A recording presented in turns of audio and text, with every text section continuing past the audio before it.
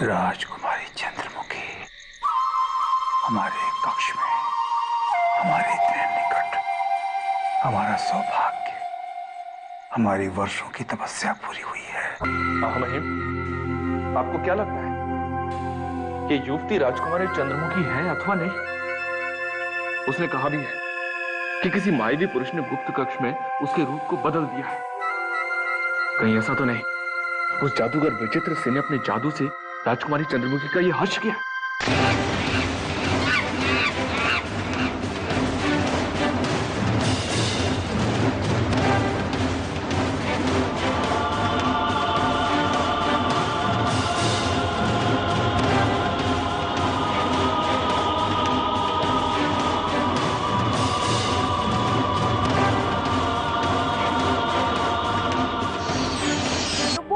बहरूपिया युवती जिसे आपने कारागार में बंद करने का आदेश दिया था, वो हुजूर अपने आप को राजकुमारी चंद्रमुखी बता रही थी।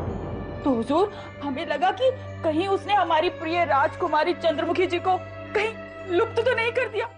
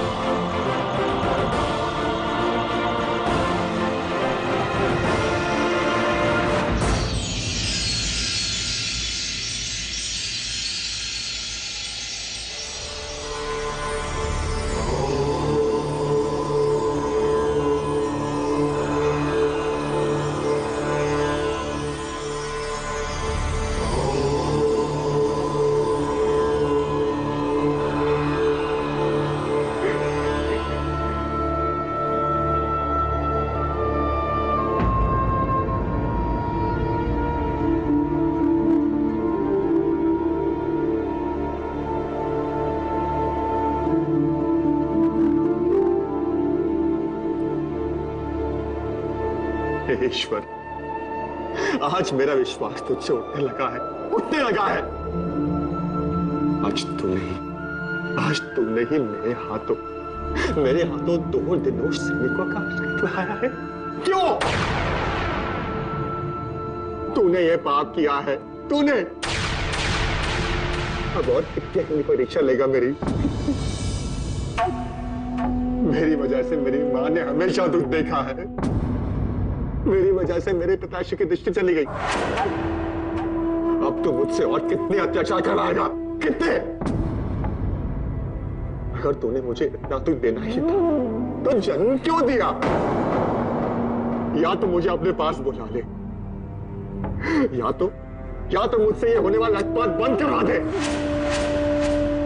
अन्यथा याद रख, जब मैं सारे संसार से कहूंगा कि मुझसे पाप करवाने वाला तू है, केवल तू, उस दिन ये सारी दुनिया मुझे पूछना छोड़ देगी। मैं तुझसे और कुछ नहीं मांगता, कुछ नहीं। सिर्फ मुझे मृत्यु दे दे। मैं जीवन से हार गया हूं। मुझे मृत्यु दे दे।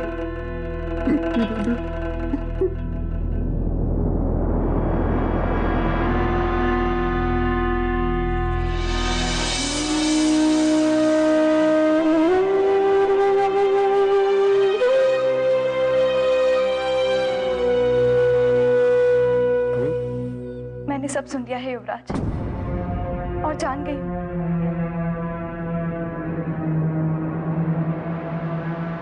कि जो भी कुछ हुआ है उसमें आपका दोष नहीं है। मैं ये तो नहीं जानती कि ईश्वर आपके साथ ये सब क्यों कर रहा है, लेकिन इतना जरूर जान गई हूं कि आप एक भले युवराज हैं। मेरे हाथों तुम्हारे राज्य के 2 निर्दोष सैनिक मारे गए। ये जानने के पश्चात भी मेरे पास आने में तुम्हें मायने लगता? इसमें आपका नहीं, आप पर जो अभिशाप है उसका दोष है। अमावस की काली रात के प्रकोप ने ही आपके हाथों रक्तपात करवाया है। इसलिए मुझे आपके समीप आते कोई भय नहीं लगा। वैसे भी अंधेरा छटने वाला है, अब रात्रि का कोई भय नहीं। अब तुम मुझसे क्या चाहती हो? तो तुमने देखा है, अगर तुम गोपी को जाकर कह दोगी तो मेरा मृत्यु नाम निश्चित है। तो मेरा वास्तविक रूप जाकर कह दो, मुझे कोई चिंता नहीं। अब तुम मुझसे क्या चाहती हो? तो तुमने देखा है, अगर तुम गोपी को जाकर कह दोगी तो मेरा मृत्यु नाम निश्चित है। तो मेरा वास्तविक रूप जाकर कह दो, मुझे कोई चिंता नहीं, मुझे जीने की कोई लालसा नहीं। ऐसी अशुभ बातें मत कीजिए युवराज। सत्य जानने के पश्चात मैं आपका हित सोच ही नहीं सकती। मैं आपकी सहायता करना चाहती हूँ युवराज। यदि आप अपने रूपनगर आने का उद्देश्य मुझे बताएंगे तो मुझे अत्यंत प्रसन्नता होगी। क्या आप राजकुमारी को प्राप्त करने आए हैं अथवा कोई और उद्देश्य है? मुझ पर विश्वास कीजिए युवराज, मैं आपके उद्देश्य का रहस्य किसी को नहीं बताऊंगी और अपना धर्म समझकर आपके उद्देश्य की प्राप्ति में आपका साथ दूंगी। किंतु मुझे एक बात बताइए, क्या आप भी अन्य युवराजों की तरह यहाँ राजकुमारी चंद्रमुखी को प्राप्त करने आए हैं? नहीं, मैं राजकुमारी चंद्रमुखी को नहीं, अभी तो कुछ और पाने के लिए आया हूँ। कुछ और प्राप्त करने आए हैं? किंतु रूपनगर में राजकुमारी चंद्रमुखी के अलावा ऐसी कौन सी वस्तु है जिसके लिए आप हजार कोस कठिन यात्रा करके यहाँ आए? अपने पिताश्री की दिशा बताने के लिए उस फूल को प्राप्त करने आया हूँ जो चंद्रमुखी के महल के सिवाय और कहीं नहीं मिलता। क्या आप वो फूल प्राप्त करने आए हैं जिसे राजकुमारी चंद्रमुखी अपने प्राणों से भी अधिक प्रेम करती है? हाँ, मैं जानता हूँ, किंतु मुझे वही फूल प्राप्त करना है, चाहे वो चंद्रमुखी को कितना भी प्यारा करना, तो उसी फूल से मेरे पिताश्री की दिशा लौट सकती है। क्या तुम उस फूल को प्राप्त करने में मेरी मदद करोगी?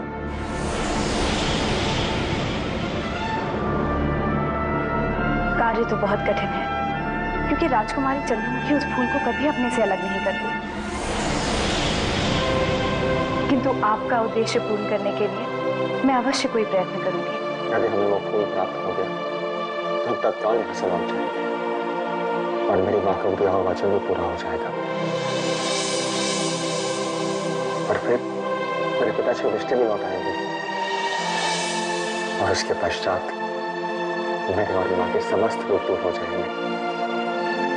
बस मुझे इतना ही कहना था। यदि ये बात है तो मैं आपको उस फूल तक अवश्य पहुंचाऊंगी, चाहे इसके लिए मुझे बगावत करनी पड़े या अपने प्राणों की आहुति देनी पड़े। किंतु हर स्थिति में वो फूल आपको अवश्य प्राप्त होगा, ये मेरा आपसे वचन है।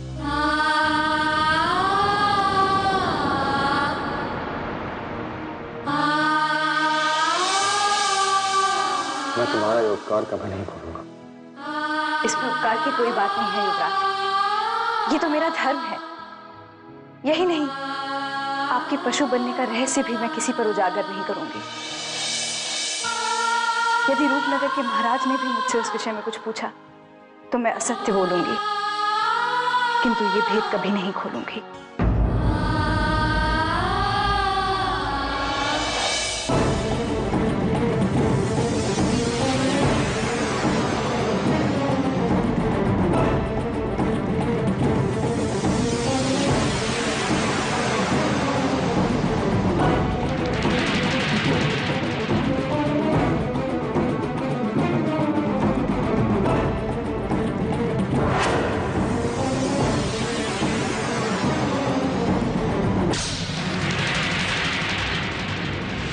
नागराज भुवन सिंह,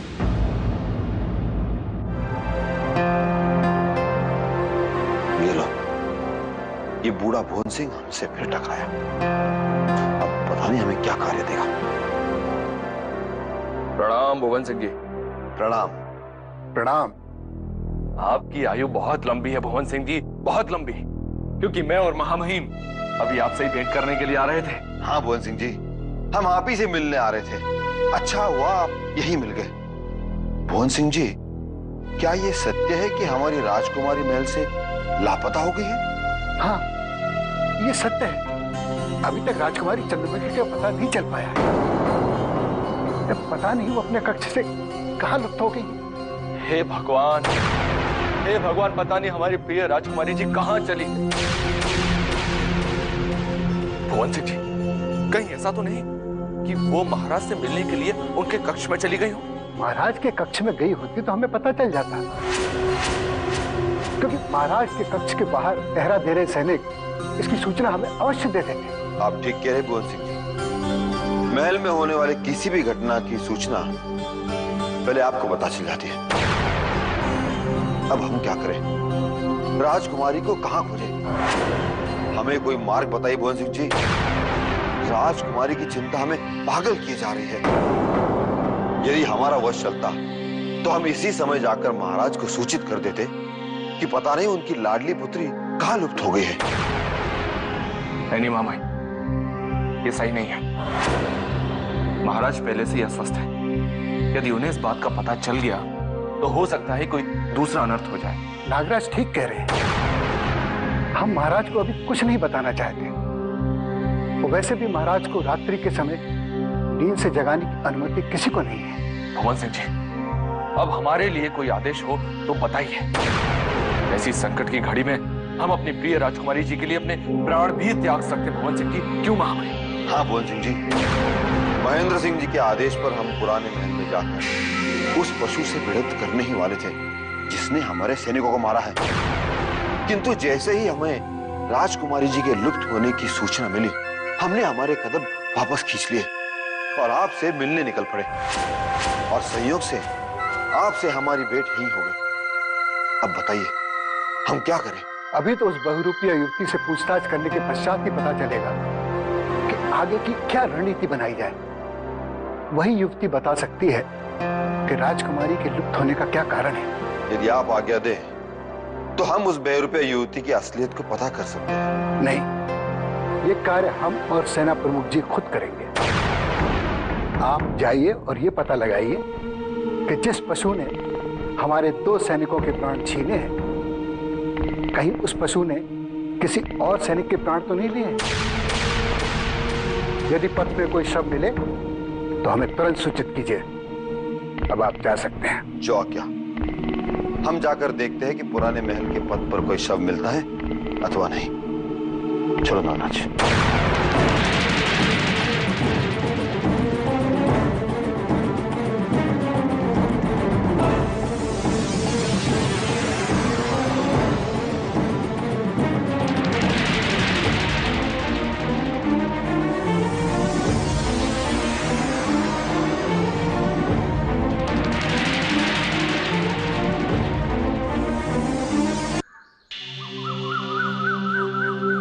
महारानी जी, महारानी जी,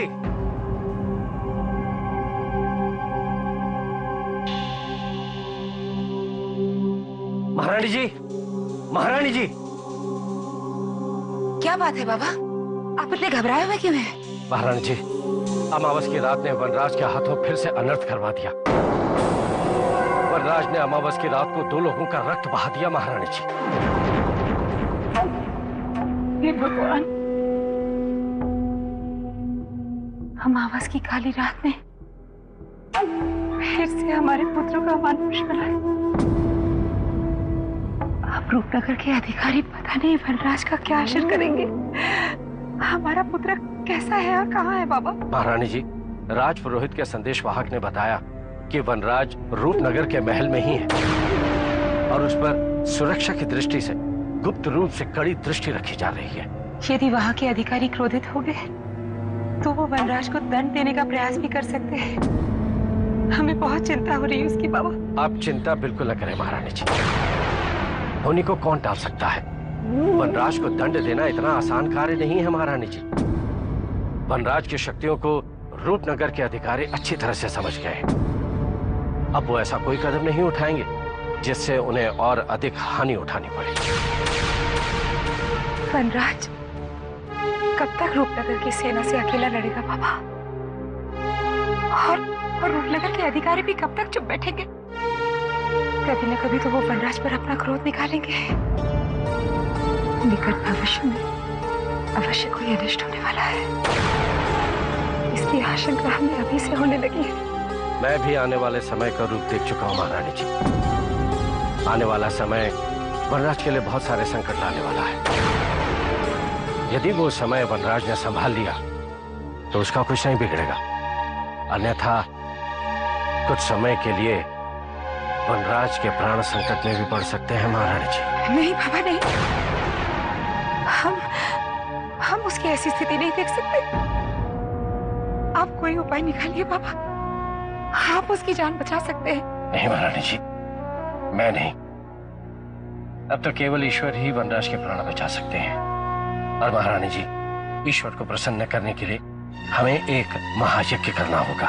हम वनराज की रक्षा के लिए कुछ भी करेंगे, किंतु उसे कुछ नहीं होना चाहिए। महारानी जी, हमारी प्रार्थनाएं वनराज के लिए कवच के समान साबित होंगी, परंतु आप धैर्यपूर्वक वनराज के सुरक्षित लौटने की प्रतीक्षा कीजिए और तत्काल यज्ञ की तैयारी कीजिए।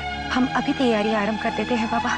शीघ्र बताइए, हमें क्या सामग्री लानी होगी? नहीं महारानी जी, वो सामग्री आप नहीं ला सकती, क्योंकि वो सामग्री जंगल से केवल हम ही ला सकते हैं, क्योंकि हम जानते हैं कि हवन की सामग्री कहाँ मिलेगी।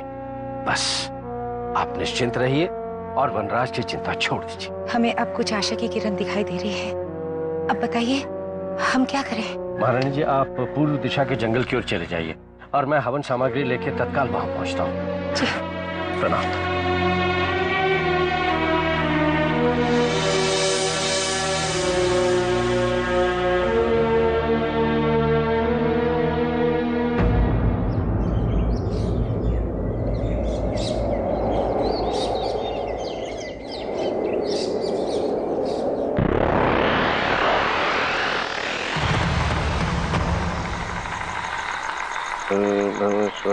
तत्सवितुर्वरेण्यं भर्गो देवस्य धीमहि धियो यो न प्रचोदयात्। तत्सवितुर्वरेण्यं भर्गो देवस्य धीमहि धियो यो न प्रचोदयात्। ॐ भूर्भुवः स्वः तत्सवितुर्वरेण्यं भर्गो देवस्य धीमहि धियो यो न प्रचोदयात्। ॐ भूर्भुवः स्वः तत्सवितुर्वरेण्यं भर्गो देवस्य धीमहि धियो यो नः प्रचोदयात्। ये क्या हो रहा है? युद्धर और महारानी ये अग्नि जलाकर क्या कर रहे हैं? लगता है छुप छुप कर विवाह तो नहीं कर रहे हैं। इससे पहले कि वो विवाह करके गांव छोड़कर भाग जाए, मुझे गांव वालों को बुलाकर यहाँ आना पड़ेगा, वरना महारानी मेरे हाथ से निकल जाएगी।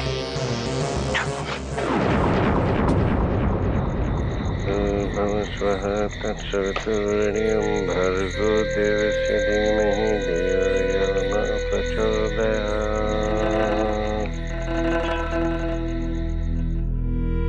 ॐ भूर्भुवः स्वः तत्सवितुर्वरेण्यं भर्गो देवस्य धीमहि। देख लो गांव वालों, ये दोनों चुप चुप कर विवाह रचा रहे हैं।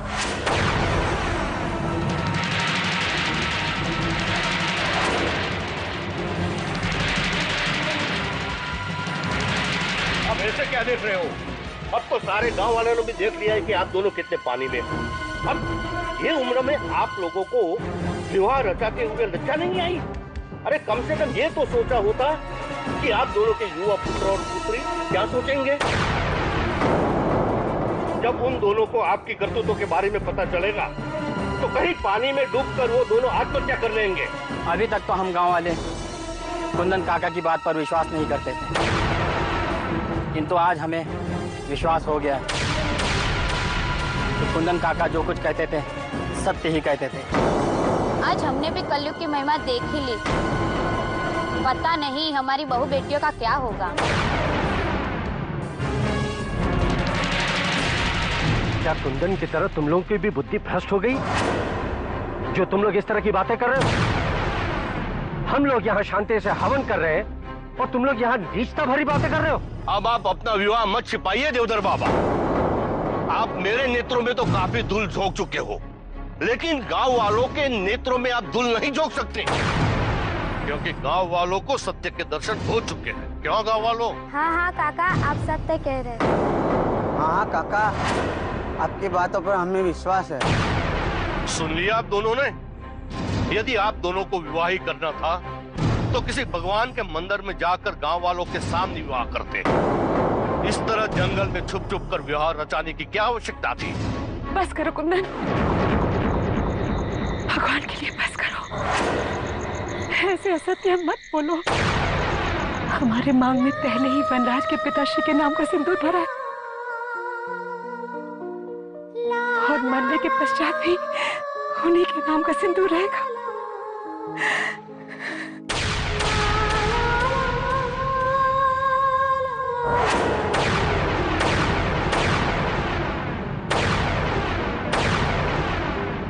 इस पापी और इन भोले भाले गांव वालों के सामने आंसू बहाने से कोई लाभ नहीं है महारानी जी।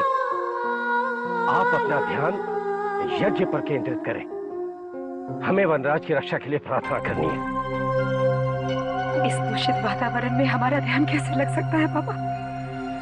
मन करता है इस पवित्र हवन कुंड की अग्नि में स्वयं को जलाकर राख में बदल जाए। नहीं महारानी नहीं, यदि आपने अग्नि में जलकर अपनी जान दे दी तो इसका पाप हमें लगेगा। आपको जो भी करना है हमारे जाने के पश्चात कीजिए। दूसरों की अग्नि में हम अपना हाथ क्यों जलाए? चलो भाइयों। व्यक्ति के व्यक्ति सदा ऐसे ही विघ्न डालने के लिए जन्म लेते हैं। हमारा सब्र का बांध टूट गया है। हम कुंदन के घर जाएंगे और उसे अंतिम चेतावनी देकर समझाएंगे कि हमें सताना छोड़ दे, अन्यथा हमारा सतीत्व उसे जलाकर भस्म कर देगा।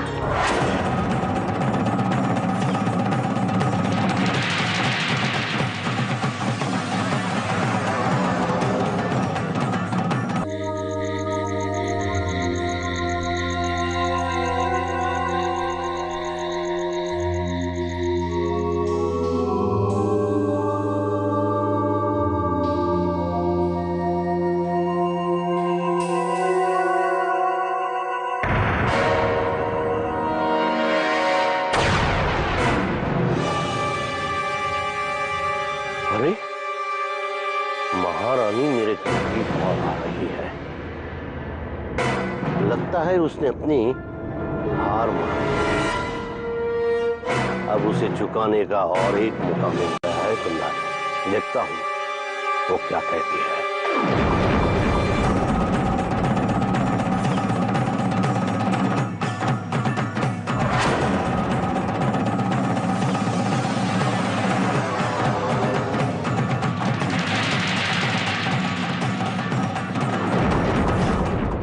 हमसे क्या चाहते हो कुंदन? क्यों हमारा और हमारे पुत्र का जीवन बर्बाद करना चाहते हो तुम? हम आज तुमसे यही जानने आए हैं कि हमने तुम्हारा क्या बिगाड़ा है जो तुम पूरे गांव को बुलाकर हम पर लांछन लगा रहे हो।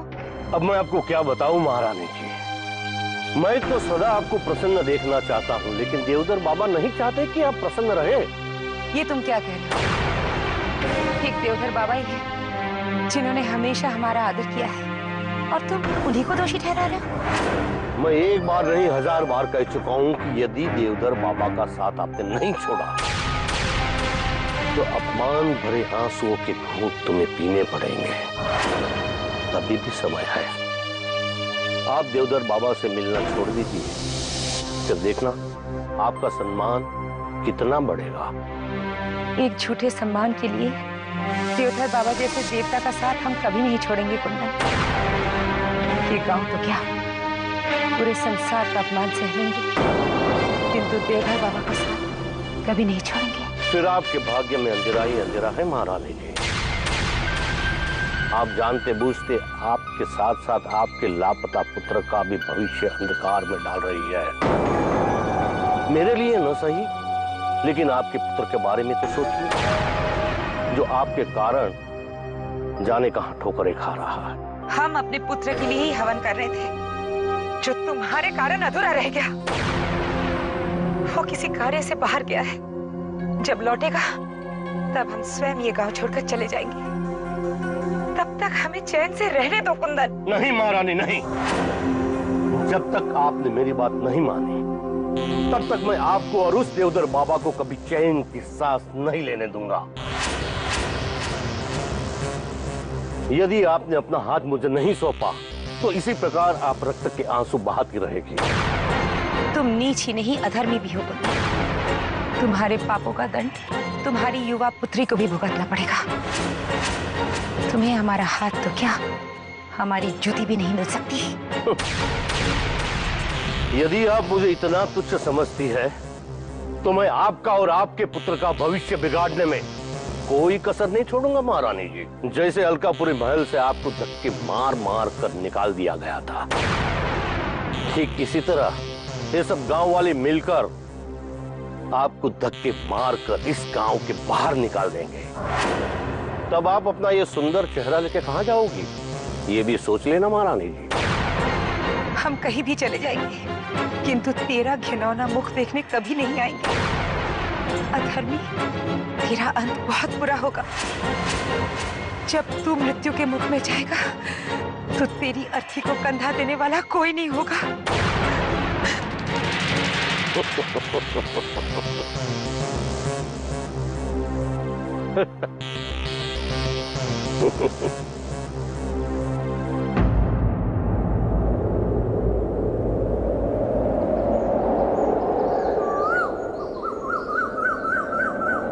क्या राजकुमारी चंद्रमुखी महल से लुप्त हो गई? नहीं, ये कदापि नहीं हो सकता। आप सब लोग पत्थरों की तरह चुप क्यों खड़े? जिस राजकुमारी की रक्षा के लिए हमने अपना जीवन व्यतीत कर दिया, उस राजकुमारी को आपने कहां कैसे खोने दिया? हमें जवाब चाहिए, जवाब। अन्यथा हम आप सबको फांसी पर चढ़वा देंगे। क्षमा कीजिए महाराज, आपका स्वास्थ्य पहले से ठीक नहीं है। अपने क्रोध को वश में रखिए। हम राजकुमारी जी को शीघ्र से शीघ्र खोज कर ले आएंगे। गोविंद सिंह जी, हमें अपने प्राणों की चिंता नहीं है। अगर हमारी राजकुमारी को कुछ हो गया तो हमारे प्राण वैसे ही निकल जाएंगे। जिस राजकुमारी को हमने वर्षों तक छुपा के रखा, जिस राजकुमारी के प्राणों को बचाने के लिए हम तरह तरह के प्रयत्न किए, आप सबने हमारी इस राजकुमारी को हमसे छीन लिया। क्षमा कीजिए महाराज, राजकुमारी चंद्रमुखी को हमसे कोई नहीं छीन सकता। आप विश्वास रखिए, हम शीघ्र से शीघ्र उसका पता लगा लेंगे। हमारे गुप्तचर चारों दिशा में फैल चुके हैं और शीघ्र से शीघ्र उसे खोज कर लाएंगे। और हमने रूपनगर की समस्त सीमाओं को बांध दिया है। कोई मनुष्य तो क्या, कोई परिंदा भी हमारे सीमा से बाहर उड़कर नहीं जा सकता। महाराज, सेना प्रमुख जी ठीक कह रहे हैं। राजकुमारी चंद्रमुखी को शीघ्र ही खोज लिया जाएगा। बस हमें हमारे गुप्तचरों की सूचना की प्रतीक्षा है। हम एक क्षण भी प्रतीक्षा नहीं कर सकते। हमारी समझ में नहीं आ रहा है कि इतनी सुरक्षा के बावजूद हमारी राजकुमारी को किसने लुप्त किया है। महाराज, इसमें अवश्य ही हमारे किसी शत्रु की चाल है। हमें अभी तक समझ में नहीं आ रहा है कि कोई कैसे इतनी भारी सुरक्षा के बीच से राजकुमारी चंद्रमुखी को अगवा करके ले गया। वैसे मुझे तो इसमें उस अपरिचित युवती की चाल लगती है जो स्वयं को राजकुमारी चंद्रमुखी बता रही है। कौन है वो अपरिचित युवती जो स्वयं अपने आप को राजकुमारी चंद्रमुखी बता रही है? हम इसी समय उसकी गर्दन बंद उड़ा देंगे। महाराज, रात को महल के गुप्त कक्ष में एक बहरूपीय युवती पकड़ी गई है जो अपने को राजकुमारी चंद्रमुखी बता रही है। हमें तो लगता है कि वह स्वयं को बचाने के लिए ये नाटक कर रही है। अति शीघ्र ही उस बहरूपीय युवती के नाटक से पर्दा उठाना होगा, अन्यथा हम सारे संसार को आग लगा देंगे, रूपनगर को सुहा कर देंगे। ऐसा गजब मत कीजिए महाराज। वो अपरिचित युवती हमारे सामने अधिक देर तक असत्य नहीं बोल पाएगी। अति शीघ्र वो हमारे सामने टूट जाएगी राजकुमारी के विषय में सबको सत्य सत्य बता दें। इसके लिए हमें थोड़ा सा समय चाहिए महाराज।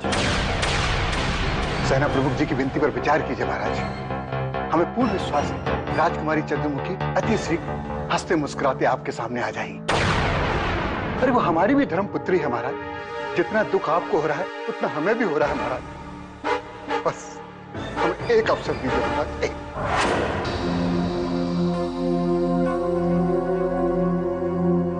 ठीक है, आप हमारे सबसे विश्वसनीय हैं भवन सिंह जी, इसलिए हम आपकी प्रार्थना को नहीं ठुकरा सकते। आपको एक दिन का समय देते हैं। अगर एक दिन के अंदर ही अंदर हमारी राजकुमारी चंद्रमुखी नहीं मिली तो हम रूपनगर को सुनसान बना देंगे। शमशान।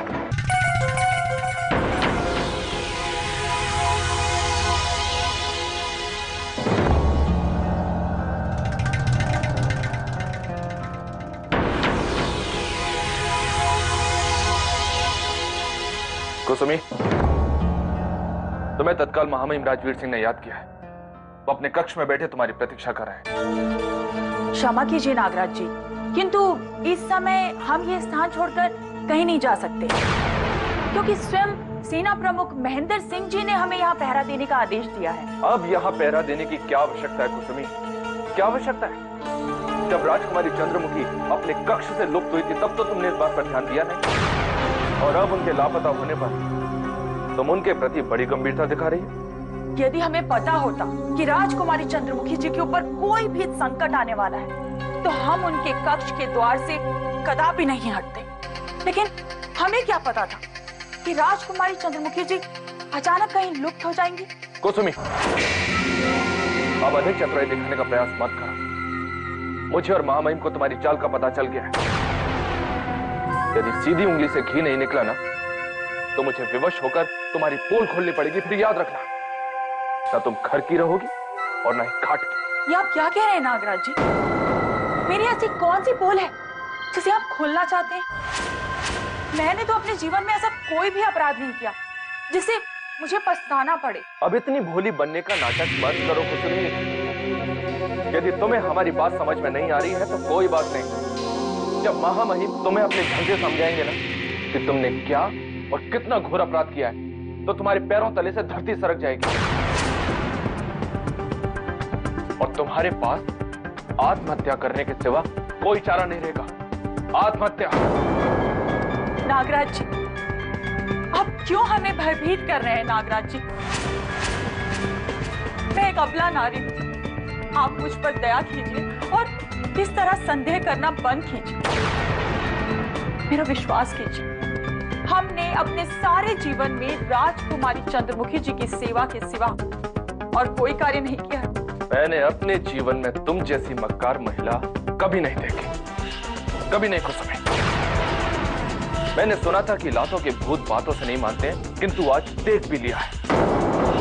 मैं तुम्हें अंतिम चेतावनी दे रहा हूं, अंतिम चेतावनी।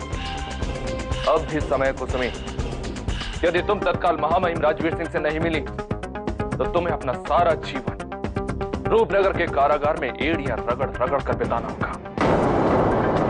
चलता हूं।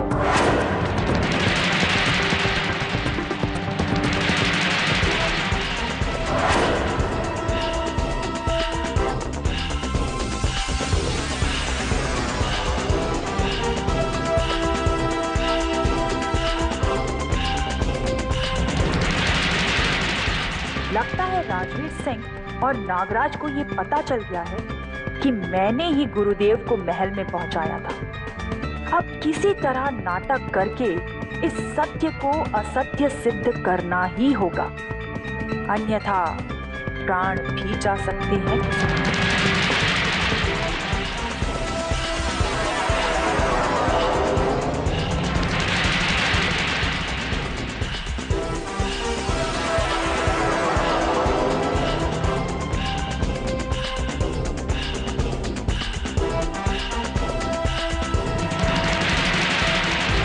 हुजूर, क्या मैं भीतर आ सकती हूँ? अब क्या लेने आई हो तुम? जब नागराज तुम्हें बुलाने आया था तो तुम बहाने बनाने में लगी थी। हुजूर, मुझसे ऐसी कौन सी भूल हो गई जो आप मुझ पर इतना क्रोधित हो रहे हैं? मैं तो राजकुमारी चंद्रमुखी जी के पश्चात केवल आपका ही सम्मान करती, किंतु आप मुझे हमेशा धुतकारते रहते हैं। तुमने तो कार्य ही ऐसे किए कुसुमी, और यदि तुम अब भी चतुराई दिखाती रही तो तुम्हें कोई नहीं बचा सकेगा, कोई नहीं। तुम्हारे पास अब भी समय है। महामहिम के सामने अपना अपराध स्वीकार कर लो, अन्यथा मृत्यु दंड के सिवा तुम्हें कुछ प्राप्त नहीं हो सकेगा, कुछ नहीं। मृत्युदंड? किंतु हुजूर, जब मैंने कोई अपराध ही नहीं किया तो मुझे मृत्युदंड क्यों मिलेगा? मैं निर्दोष हूं, मैं सच कह रही हूं हुजूर। यदि तुमने अपना अपराध स्वीकार नहीं किया तो हम तुम्हें इतना विवश कर देंगे कि तुम हमारे ही सामने नहीं, अभी तो महाराज के सामने भी अपने हाथ पैर जोड़कर सब कुछ स्वीकारती जाओगी। कदाचित तुम जानती नहीं हो, हम अपने दंड के द्वारा अच्छे अच्छे अपराधियों का मुंह खुलवा चुके हैं। अब समय नष्ट किए बिना सत्य बता दो। ये हमारी अंतिम चेतावनी है। हुजूर, मुझे ये तो बता दीजिए कि मैंने किया क्या है। जब मैंने कोई अपराध किया ही नहीं है तो मैं उसके विषय में आपको क्या बता सकती हूँ? अच्छा, भोली बनकर अपना स्वार्थ सिद्ध करना कोई तुमसे सीखे? बोलो, तुमने जादूगर विचित्र सेन की सहायता की या नहीं? यदि तुमने अपना राजद्रोह स्वीकार नहीं किया तो हम तुम्हें अपने कक्ष के गुप्त तहखाने में सदैव सदैव के लिए बंद कर देंगे। इसके पश्चात तुम्हारे शव का भी पता नहीं चलेगा। हाँ हुजूर, हाँ, हमने ही जादूगर विचित्र सेन की सहायता की थी। हमने उसे महल के गुप्त कक्ष में छिपाया था। क्यों तुमने उस दुष्ट और भयानक जादूगर को अपने गुप्त कक्ष में छिपाया? हुजूर, उसने हमें डरा धमकाकर विवश कर दिया था। नहीं, उसने तुम्हें डराया धमका नहीं था, अभी तो धन दौलत का लालच दिया था तुम्हें। नहीं हुजूर, धन दौलत तो हमें राजकुमारी चंद्रमुखी जी ने भी बहुत दी है। हमें धन की कोई कमी नहीं है हुजूर, किंतु मैं जादूगर विचित्र सेन की धमकियों से भयभीत हो गई थी, इसलिए उसे इस महल में प्रवेश कराने का अपराध कर बैठी, जिसका मुझे बहुत पछतावा है हुजूर, बहुत पछतावा है। अब पछतावा करने से क्या लाभ होगा? तुमने जो घृणित कार्य किया है उसके कारण हमें राजकुमारी चंद्रमुखी को खोना पड़ा। अब लगे हाथों ये भी बता दो कि उस जादूगर विचित्र सेन ने राजकुमारी चंद्रमुखी को उस अपरिचित युवती में तो नहीं बदल दिया जो अपने आप को राजकुमारी चंद्रमुखी बता रही थी? ये मैं नहीं बता सकती हुजूर, क्योंकि ये मैंने अपने नेत्रों से नहीं देखा। कुसुमी, तुम फिर असत्य बोल रही हो। तुम सब जानती हो, सब। नहीं हुजूर, मैं कुछ नहीं जानती। जब मैंने जादूगर विचित्र सेन की सहायता करने का अपराध स्वीकार कर लिया तो मैं ये भी बता देती, किंतु मैं सत्य कह रही हूँ, इस विषय में मैं कुछ नहीं जानती। ठीक है कुसुमी, किंतु राजकुमारी चंद्रमुखी गुप्त कक्ष से कहां लुप्त हो गई, ये रहस्य कौन खोलेगा? यदि तुम जानती हो तो बता दो, फिर हम भी तुम्हारे रहस्य को छिपाने का प्रयत्न करेंगे। हम वादा करते हैं। अब मुझे आप भले ही सूली पर चढ़ा दीजिए, किंतु मैं राजकुमारी चंद्रमुखी के विषय में कुछ भी नहीं जानती हूँ। हो सकता है जादूगर विचित्र सेन स्वयं को बचाने के लिए उस अपरिचित युवती में परिवर्तित हो गया हो, या फिर उस अपरिचित युवती को यहाँ छोड़कर राजकुमारी चंद्रमुखी जी के साथ जंगल में छिप गया हो।